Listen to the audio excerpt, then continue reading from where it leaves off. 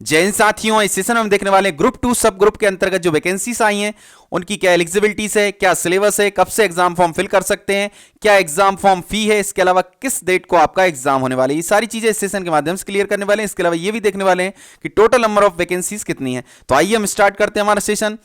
Group 2 सब group के अंतर्गत काफी सारी वैकेंसीज आती हैं, उसमें सबसे बड़ी वैकेंसी पटवारी वैकेंसी है जिसको हम मेनली देखने वाले हैं। बाकी वैकेंसीज का भी हम नेक्स्ट सेशन में कभी कवर करेंगे। टोटल नंबर ऑफ वैकेंसीज की बात करें तो ग्रुप 2 सब ग्रुप 4 के अंतर्गत टोटल नंबर ऑफ पोस्ट है 3555 पोस्ट हैं। मतलब कि पटवारी और जितनी भी डिपार्टमेंट की जॉब आई है, जितनी भी टाइप्स की जॉब है, सारी वैकेंसीज मिला करके हैं 3555 पोस्ट। एप्लीकेशन फॉर्म फिल की बात करें तो 5 जनवरी से लेकर के 19 जनवरी तक आप एप्लीकेशन फॉर्म फिल कर सकते हैं।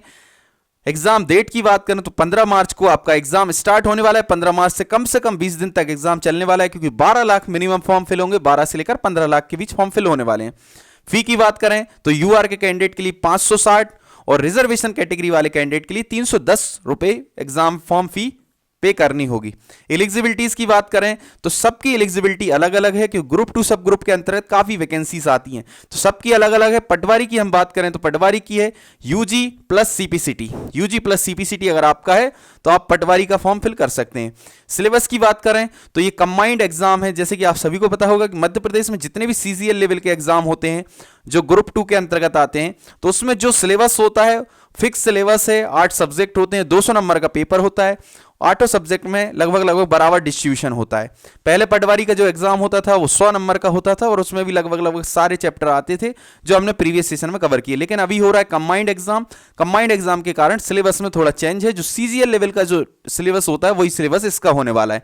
सिलेबस में हम बात करें तो general science, general maths, general Hindi, general English, 4 topic ये देख लीजिए। 4 टॉपिक में से ये 100 मार्क्स में आने वाला है। और 4 टॉपिक ये हैं computer, general knowledge, general management और general science, general reasoning, general management, general knowledge और जनरल कंप्यूटर। ये 4 टॉपिक मिलाकर के आपके हो जाएंगे कितने मार्क्स के? ये चारों टॉपिक मिलाकर के 100 मार्क्स के, और ये 4 टॉपिक मिलाकर के 100 मार्क्स के। तो ये हो जाएगा 200 मार्क्स का आपका एग्जाम। ठीक है ना। इसके बाद हम बात करें वैकेंसीज ग्रुप 2 सब ग्रुप 4 के अंतर्गत ये वैकेंसी आती है। इसके अंतर्गत मेन जो वैकेंसी है वो सहायक संपरीक्षक, सहायक जनसंपर्क अधिकारी, सहायक नगर निवेक्षक, सहायक राजस्व अधिकारी, सहायक अग्निशमन अधिकारी, और इसके अलावा और भी वैकेंसीज आती हैं। काफी सारी वैकेंसीज ग्रुप 2 सब ग्रुप, हर ग्रुप के अंतर्गत बहुत सारी वैकेंसीज आती हैं, तो इसमें भी काफी वैकेंसीज आई हैं। बात करें कौन सी क्लास की है तो 3rd क्लास की ये जॉब है, तृतीय श्रेणी की ये जॉब है। टोटल नंबर ऑफ पोस्ट की बात करें तो 3555 टोटल नंबर ऑफ पोस्ट हैं। 3555 टोटल नंबर ऑफ पोस्ट हैं, जिसके अंतर्गत अगर आप देखेंगे यूआर में कितनी पोस्ट हैं, कैटेगरी वाइज देखेंगे तो यूआर में है 1187 पोस्ट। इसके अलावा हम बात करें ईडब्ल्यूएस में 257, एससी की बात करें एससी में 518, एसटी की बात करें 774, अन्य पिछड़ा वर्ग यानी कि ओबीसी की बात करें 819। टोटल नंबर ऑफ पोस्ट है 3555। इसके अंदर भी डिस्ट्रीब्यूशन होता है ओपन, फीमेल, एक्स सर्विसमैन, दिव्यांग। ये सारी चीजें हम प्रीवियस सेशन में कवर कर चुके हैं। अगर आप हमारे साथ बने हैं तो ये सारी चीजें आपको क्लियर होंगी। मध्य प्रदेश में 33% फीमेल के लिए रिजर्वेशन होता है। एक्स सर्विसमैन के लिए 10% रिजर्वेशन होता है। इसके अलावा 6% रिजर्वेशन होता है आपका दिव्यांग साथियों के लिए। इसके अंदर वो भी डिस्ट्रीब्यूशन रहेगा। ये कैटेगरी वाइज सीट्स हैं। इसके अलावा ये डिस्ट्रीब्यूशन और एक्स्ट्रा में रहेगा।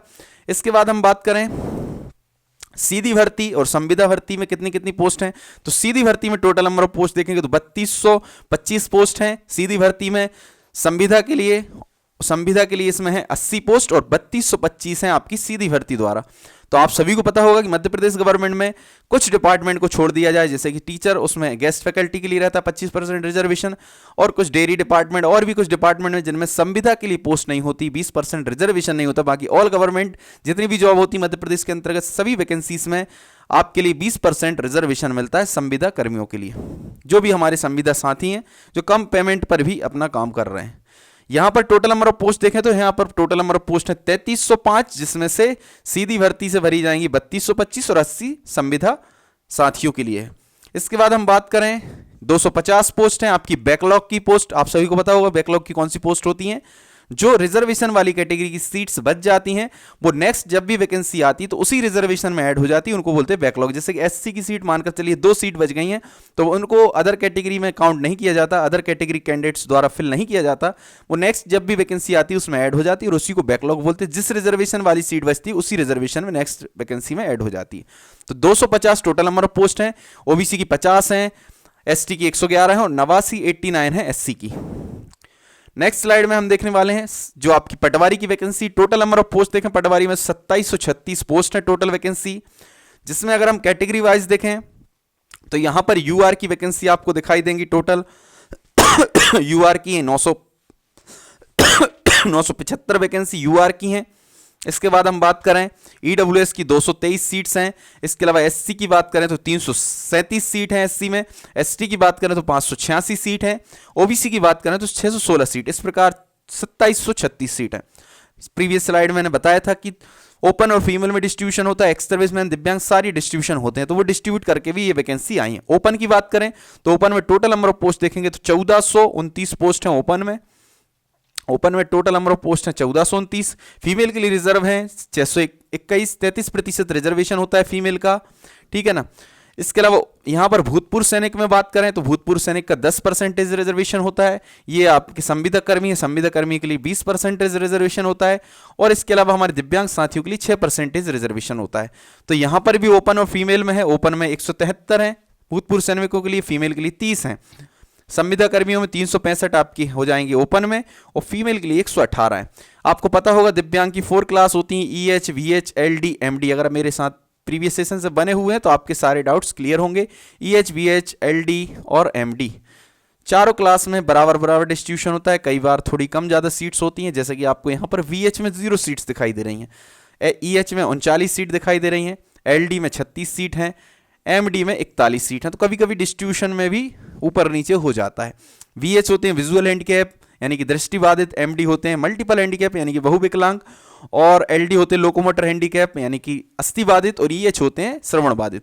ये 4 क्लास होती हैं। तो आई होप कि ये सारी चीजें आपकी क्लियर हुई होंगी। नेक्स्ट स्लाइड में हम देखने वाले हैं जो संविदा कर्मियों को, हमारे संविदा साथियों को रिजर्वेशन मिलता है वो किस बेस पर मिलता है। तो आप सभी को पता होगा 20% रिजर्वेशन होता है। यहां पर ये प्रीवियस स्लाइड का है, शायद ये वाली स्लाइड प्रीवियस स्लाइड की है। तो पाँच साल जो भी हमारे संविदा साथी होते हैं, अगर वो 5 साल तक संविदा पोस्ट पर कार्य करते हैं तो उसी पोस्ट के अकॉर्डिंग, जैसे तृतीय श्रेणी में कार्य करते हैं, तृतीय श्रेणी में ही उनको लाभ मिलता है। कम से कम 5 साल तक उन्होंने वर्क किया हो, 20% रिजर्वेशन मिलता है हमारे संविदा साथियों को। एज की बात करें तो एज के लिए जो यूआर निलोपन में आते हैं कैंडिडेट, उनके लिए 18 से 40 वर्ष एज मिनिमम है। यूआर निलोपन के अंतर्गत जो भी कैंडिडेट्स आते हैं 18 से 40। इसके बाद एससी, एसटी, ओबीसी, अन्य पिछड़ा वर्ग यानी कि रिजर्वेशन कैटेगरी के अंतर्गत आने वाले कैंडिडेट। इसके अलावा ये निगम मंडल वगैरह कर्मचारी, नगर सैनिक कर्मचारी और महिलाएं, चाहे यूआर की हो चाहे रिजर्व कैंडिडेट की हो, चाहे यूआर की चाहे रिजर्व कैंडिडेट की, 18 से 35 साल एज होती है। यानी कि यूआर निलोपन में जो मेल कैंडिडेट होंगे, यूआर निलोपन में मोस्टली मेल ही आएंगे, अदर स्टेट की फीमेल भी हो सकती है। तो यूआर निलोपन के लिए 40 है। बाकी अदर जितनी भी कैटेगरीज होंगी रिजर्वेशन वाली, चाहे फीमेल की बात करें, फीमेल रिजर्व हो या अनरिजर्व हो, इसके अलावा कुछ ये नगर सैनिक हमारे साथ ही निगम मंडल के संस्था के कर्मचारी, ये इनके लिए भी 18 से 45 साल एज होना चाहिए, ठीक है ना।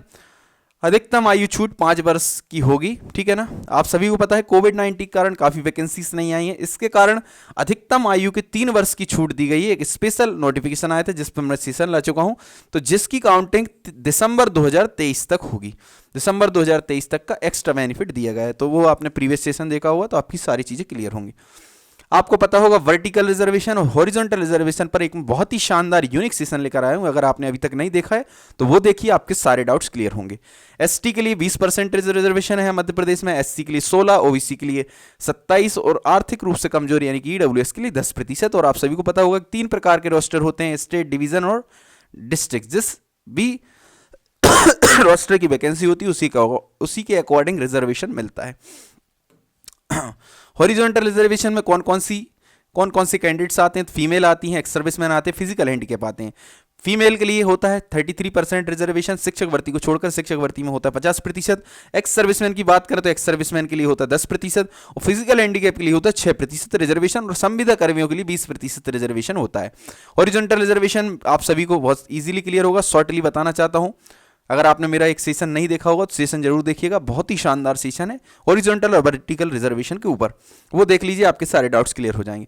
हॉरिजॉन्टल रिजर्वेशन के अंतर्गत जो भी कैटेगरीज आएंगी, जो भी वर्ग आएंगे, जो भी कैटेगरी आएगी, उस पर जितनी भी सीट्स मिल रही हैं, मानकर चलिए फीमेल के लिए अगर 10 सीट प्राप्त हो रही हैं तो 10 ही सीट पर सिलेक्शन होना है, चाहे आप टॉप 100 की 100 फीमेल हो। जैसे कि मानकर चलिए 100 सीट है, टोटल नंबर ऑफ सीट 100 हैं, और फीमेल के लिए 10 सीट रिजर्व हैं, यानी कि 10 ही सीट मिलने वाली हैं। तो अगर वो टॉप 100 की 100 फर्स्ट रैंक से लेकर टॉप 100 तक पूरी फीमेल भी होंगी, तो अभी सिर्फ 10 ही ऊपर वाली जो मेरिट क्रम में टॉप 10 है वही सिलेक्ट होंगी, 90 अदर कैटेगरी यानी कि मेल ही सिलेक्ट होंगे। तो हॉरिजॉन्टल रिजर्वेशन में यही होता है, जितनी सीट आपको रिजर्वेशन में दी गई हैं उतनी सीट मिलने वाली, चाहे आप टॉप पूरी जितनी वैकेंसी उतने रैंक पर भी टॉप पर रहें। मानकर चलिए जैसे फॉर एग्जांपल दिया 100 सीट हैं और 100 की 100 फीमेल टॉप रैंकर्स हैं, तो अभी 10 ही सीट पर सिलेक्शन होने वाला, 90 आपसे भले ही ज़्यादा रैंक वाले हैं मेल कैंडिडेट हैं, उन्हीं को सीट मिलने वाली है। फॉर एग्जांपल था ये 10 सीट का। नेक्स्ट स्लाइड में हम देखने वाले हैं एलिजिबिलिटीज। तो आपको पता ही है हर वैकेंसी की अलग अलग एलिजिबिलिटी, हर पोस्ट की अलग अलग एलिजिबिलिटीज हैं। हमारा मेन फोकस है पटवारी के लिए। पटवारी का सिलेक्शन प्रोसेस क्या आप सभी को पता है, अगर आपने लास्ट ईयर मतलब लास्ट एग्जाम जब दिया होगा, लास्ट ईयर तो एग्जाम हुआ नहीं है, तो लास्ट एग्जाम में आपने देखा होगा पोस्ट प्रेफरेंस देना पड़ता है डिस्ट्रिक्ट वाइज। अगर आपने किसी डिस्ट्रिक्ट को प्रेफरेंस में नहीं रखा तो इसमें ऐसा लिखा है कि अगर आपने किसी भी डिस्ट्रिक्ट को प्रेफरेंस में नहीं रखा तो यही माना जाएगा कि आप उस डिस्ट्रिक्ट में अपनी पोस्टिंग नहीं लेना चाहते हैं, तो वहां पर आपको पोस्टिंग नहीं दी जाएगी। इसलिए सारे डिस्ट्रिक्ट चूज करें, जितने भी हमारे साथी हैं वो सभी पूरे डिस्ट्रिक्ट को चूज करेंगे जितने भी डिस्ट्रिक्ट की पोस्ट हैं। तो प्रेफरेंस देंगे सबसे पहले अपना पास का डिस्ट्रिक्ट, फिर उससे दूर का सर्कल बनाएंगे, गोल सर्कल बनाइए, अपन से जितनी भी दूरी, मतलब आप दूरी को घटते क्रम में लेते जाइए, ठीक है ना। जैसे जैसे मानकर चलिए आपका कोई भोपाल संभाग है तो भोपाल संभाग के चारों तरफ के डिस्ट्रिक्ट ले लीजिए, ठीक है ना, और फिर उसके बाद और दूसरा संभाग ले लीजिए। जो भी आपसे जितनी दूरी बढ़ती जाएगी उस हिसाब से आप इस आपके डिस्ट्रिक्ट चूज करते जाएंगे। तो डिस्ट्रिक्ट डिस्टेंस के अकॉर्डिंग आप चूज करेंगे।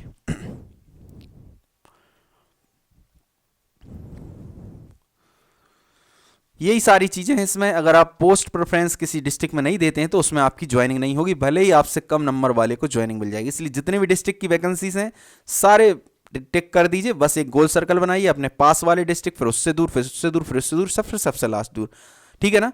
तो आई होप आप समझने का प्रयास करेंगे। इसके अलावा ये एग्जाम सेंटर है भोपाल, इंदौर, जबलपुर, ग्वालियर, उज्जैन, नीमच, रतलाम, मंदसौर, सागर, सतना, खंडवा, सीधी और रीवा। ये एग्जाम सेंटर तो बढ़ भी सकते हैं क्योंकि ये एग्जाम सेंटर बहुत कम दिखाई दे रहे हैं, जबकि एग्जाम के लिए कैंडिडेट 12 लाख मिनिमम होंगे, 12 से 15 लाख के बीच फॉर्म फिल होने वाले हैं। इतने पर भी हो जाएगा तो फिर ज़्यादा शिफ्ट में एग्जाम होगा। सिलेबस हम बता ही चुके हैं आप सभी को, सामान्य विज्ञान, सामान्य हिंदी, सामान्य अंग्रेजी, सामान्य गणित 100 मार्क्स का। इसके अलावा सामान्य ज्ञान अभिरुचि, रीजनिंग मान लीजिए, सामान्य कंप्यूटर ज्ञान, सामान्य तार्किक ज्ञान, तार्किक योग्यताएं, ठीक है ना, और सामान्य प्रबंधन। तो जनरल मैनेजमेंट हो गया ये आपका, ये हो गया आपका रीजनिंग, ये हो गया आपका कंप्यूटर, ये हो गया आपका जनरल नॉलेज, ठीक है ना। तो जनरल नॉलेज भी आप सभी अगर सीजीएल मध्य प्रदेश के सीजीएल के एग्जाम देते होंगे तो पता होगा कि 8 सेक्शन होते हैं सीजीएल लेवल एग्जाम में। कुछ सीजीएल ऐसे होते हैं जिसमें 100 मार्क्स का होता है आपका सब्जेक्टिव और 100 मार्क्स में ये सारी चीजें आ जाती हैं, और कुछ ऐसे होते हैं जो कॉमन होते हैं, जैसे कि ये कॉमन एग्जाम है जिसमें 100 मार्क्स के 2 पोर्शन रहेंगे, जिसमें से 4 आपको दिखाई दे रहे हैं। 8 टोटल यहाँ पर पार्ट दिखाई दे रहे हैं। Science, general Hindi, general English, general गणित, ये 100 मार्क्स का। 100 मार्क्स का आपका हो जाएगा general knowledge, general computer, general reasoning और जनरल आपका मैनेजमेंट। तो ये 200 मार्क्स का टोटल पेपर होने वाला है। शॉर्टली हमने इस चीज को समझने का प्रयास किया। बाकी और जो वैकेंसीज हैं इसकी अदर वैकेंसीज उसको हम फिर बाद में कभी कवर करेंगे। अगर आप सभी के रिकमेंडेशन आते हैं तो आई होप कि इस सेशन के माध्यम से आपकी सारी चीजें क्लियर हुई होंगी कि इसका क्या सिलेबस है, क्या क्या चीजें इसमें आने वाली हैं। तो सीपीसीटी के लिए एक और चीज़ है, सीपीसीटी जो है आप 3 साल तक कर सकते हैं। 3 साल के अंदर आपको सीपीसीटी कंप्लीट करना है। जब एग्जाम फॉर्म फिल करेंगे तब जरूरी नहीं है कि आपका सीपीसीटी कंप्लीट हो, सीपीसीटी आपका रनिंग है, चल जाएगा, कोई दिक्कत नहीं। 3 साल के अंदर आपको कंप्लीट करना है। यूजी प्लस सीपीसीटी दोनों कंपलसरी है, पर सीपीसीटी के लिए रिलैक्सेशन है कि 3 साल के अंदर आप सीपीसीटी कंप्लीट कर लें। उसके अलावा ये आपका सिलेबस आपने देख लिया, general science, general maths, general Hindi, general English, general computer, general knowledge, general management, general reasoning, ये सारे टॉपिक मिला करके 8 टॉपिक हैं और 200 मार्क्स के, 100 मार्क्स का पार्टीशन है 4 टॉपिक में। तो आई होप कि ये सेशन आप सभी को अच्छा लगा होगा। सेशन अच्छा लगा है प्लीज़ चैनल को सब्सक्राइब करें, वीडियो को लाइक करें, वीडियो को ज़्यादा शेयर करें। जय हिंद, जय भारत।